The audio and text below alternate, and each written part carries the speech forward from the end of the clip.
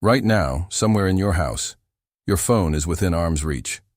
You haven't checked it in 4 minutes. That feels like a long time. Your hand is already twitching toward it.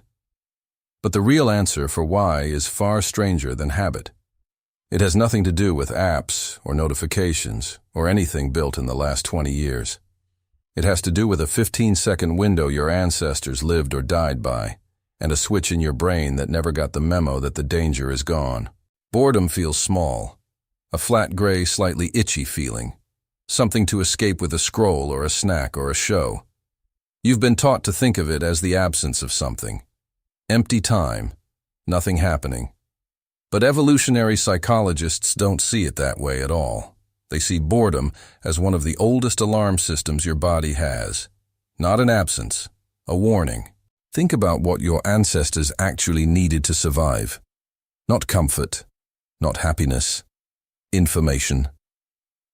A hunter-gatherer who stopped paying attention to their surroundings, even for a few minutes, could miss the rustle that meant a predator, or the shift in wind that meant rain, or the silence of birds that meant something was wrong. Attention was not a luxury. Attention was the whole game. So your brain evolved a mechanism to punish you the moment your attention went idle. That punishment is boredom. It is not a glitch. It is a built-in nudge that says, you are not gathering information right now, and that is dangerous. Go fix it. Dr. John Eastwood, a psychologist at York University who has spent over a decade studying this exact feeling, defines boredom in a precise and slightly chilling way. He describes it as the uncomfortable feeling of wanting to be engaged in something, but being unable to do so. Notice what's missing from that definition. It's not about having nothing to do. It's about your brain demanding engagement and refusing to let you rest until it gets some. Here's where it gets stranger. Your ancestors didn't have entertainment in the way you think of it. They had survival tasks, social bonding, storytelling around a fire, tracking, foraging. Every one of those activities fed the brain's hunger for information. Every one of them kept the alarm quiet. Boredom rarely had the chance to build up because the environment was always giving the brain something to chew on. You don't live in that environment anymore. You live in a world engineered to be smooth, predictable, climate-controlled, routine.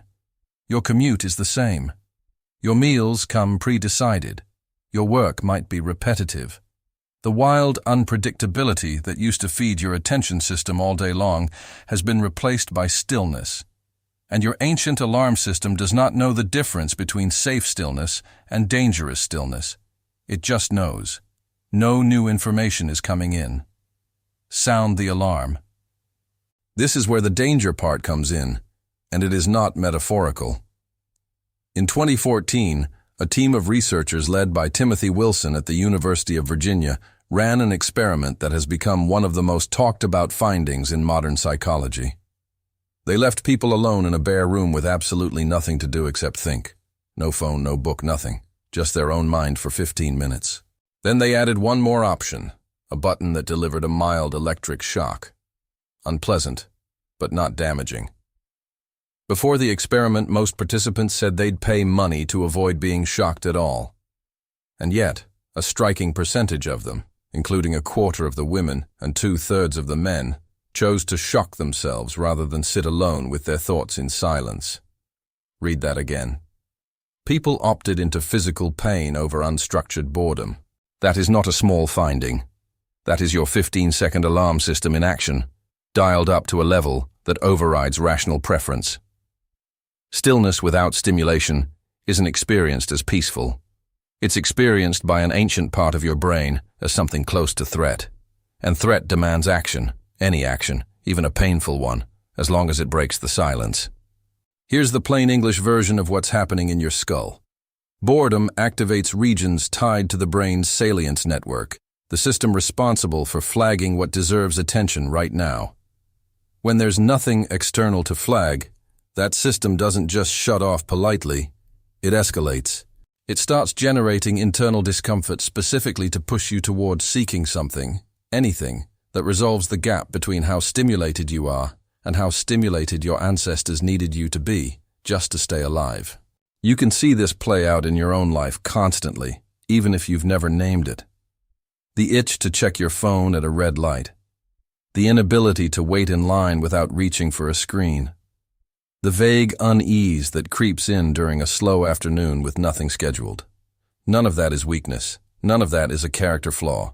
That is 50,000 years of survival programming firing exactly as designed, just aimed at a world that no longer matches the one it was built for. And this mismatch has consequences researchers are only beginning to map. Dr. Sandy Mann, a psychologist who has researched boredom extensively at the University of Central Lancashire, found something counterintuitive buried inside all this discomfort. In her studies, participants who were deliberately bored before a creative task, made to do something tedious like copying numbers from a phone book, actually performed better afterward on tests of creative thinking than people who jumped straight into the task. In other words, the very discomfort your brain is screaming at you to escape might be the doorway to some of your best ideas, if you let it sit for a moment instead of immediately drowning it in stimulation. But that's exactly what modern life makes almost impossible. Every gap where boredom used to bloom into daydreaming, into idle pattern recognition, into the kind of wandering thought that produces insight, now gets filled within seconds. A red light, a bathroom break, a pause in conversation. The reflex to fill it is so fast most people don't even register the boredom before it's already gone, smothered under a feed of other people's lives. This is the part that should genuinely unsettle you. You are not just avoiding an uncomfortable feeling. You are training your alarm system to expect instant resolution every single time it fires. And like any system that gets what it wants too easily, it gets more sensitive, not less. The threshold for triggering boredom appears to drop the more reliably you escape it. Smaller and smaller gaps in stimulation start to feel intolerable. Researchers studying attention and reward circuits have noted this pattern in other contexts too, a system calibrated by how quickly relief usually arrives.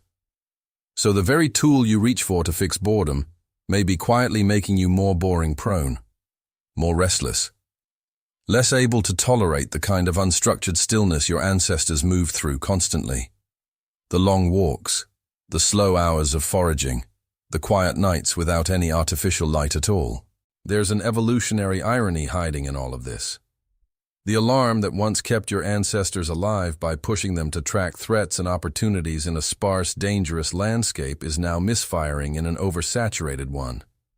It's not protecting you from missing a predator anymore. It's pushing you to refresh a screen you already checked 90 seconds ago.